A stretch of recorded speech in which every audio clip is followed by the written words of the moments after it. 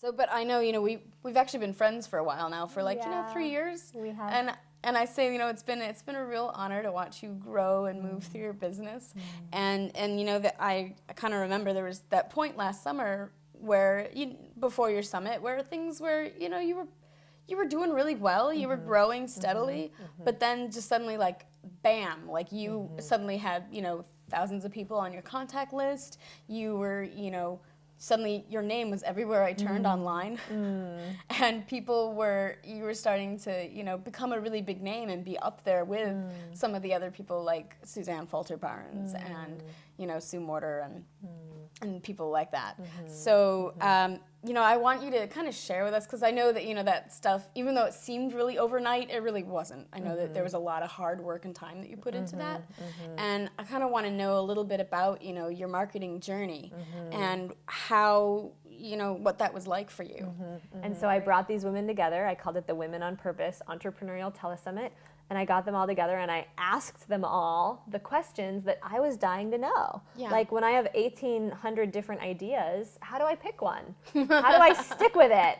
How do I, I'm still working on that not one. burn out, And I didn't realize, but Suzanne Falter-Barnes called me up after my telesummit and she said, "You're doing something really different here.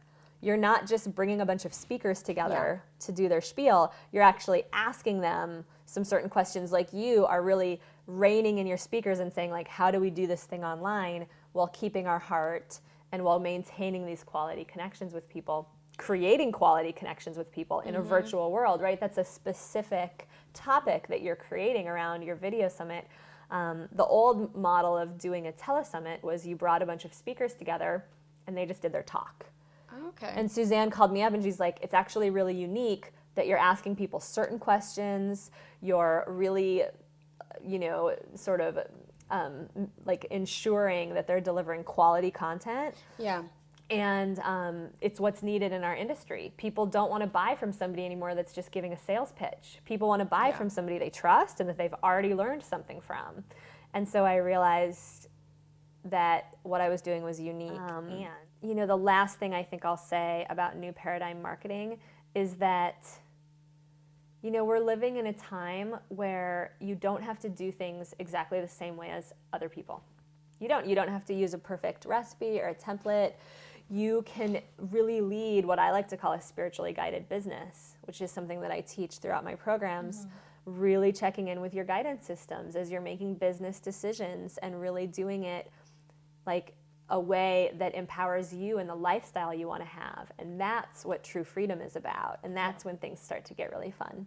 Yeah. No, I like how you also, even a little earlier, how you made that difference that what you were doing with your telesummit was different because it was specific. It was carrying a specific message. It wasn't just, I'm just going to slap some speakers together and let's go for it. But it was a whole, because it is that new paradigm of marketing of I'm going to give you quality.